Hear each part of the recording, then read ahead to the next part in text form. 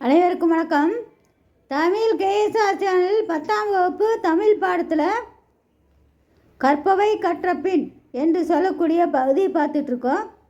இந்த பகுதி இந்த ஆண்டு பொது தேர்வில் கேட்கப்பட்டிருக்கின்ற கற்பவை கற்றபின் என்று சொல்லக்கூடிய பகுதியிலிருந்து 2 வினாக்கள் இயல் 3லையும் இயல் 4 என்று 4வது செயல் பகுதியிலையும் இந்த வினா கேட்டிருக்கு. அதனால் இந்த பதிவு உங்களுக்கு அனைவருக்கும் பயனுடையதாக இருக்கும்.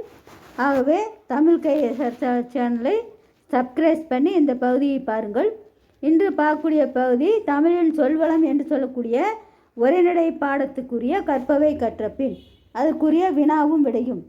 வினா 1, பின்வரும் நிலவகைகளின் பெயர்களுக்கான காரணங்களை கேட்டறிந்து வகுப்பறையில் பகிர்க.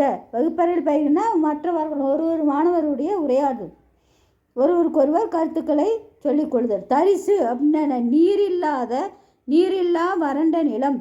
சிவல் அப்படின்னா செவ்வன் நிலம், செம்மண் நிலம். கரிசல்னா கருமண் நிலம். முரம்பு அப்படின்னா கல்லுள்ள மேட்டு நிலம். வன்னிலம் கொஞ்சம் இறுக்கமாக இருக்கின்ற பகுதி, கற்கள் அதிகமாக இருக்கும். புறம்போக்கு அப்படின்னு சொன்னால் பயன்படாத நிலம். சுவல் அப்படின்னா மேட்டு நிலம், மேடான பகுதி. அவள் அப்படின்னு சொன்னால் விளை நிலம். அடுத்த 2வது வினா, ஒரு பொருள் தரும் பல சொற்களை பட்டியலிடுக. பட்டியலிடுனா வரிசைப்படுத்தி சொல்கிறது.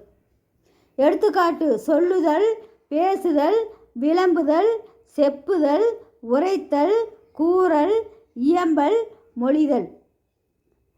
அடுத்தது இது எடுத்துக்காட்டு சொல்லியிருக்கு. சொல்லுதல்னாலும் பேசுதல்னாலும் விளம்புதல் எல்லாமே ஒரு பொருளை தரக்கூடிய சொற்கள்.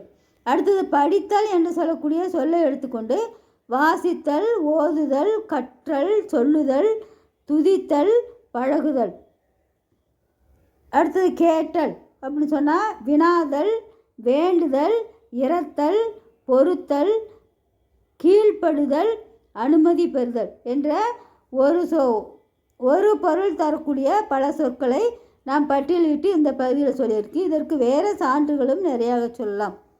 சூரியன் என்று சொன்ற ஒரே சொல்லுக்கு பகலவன், வெய்யோன், கதிரவன், ரவி, பருதி என்ற வேறு சொற்களும் நாம் சொல்லலாம். இந்த பகுதியை பாருங்கள்.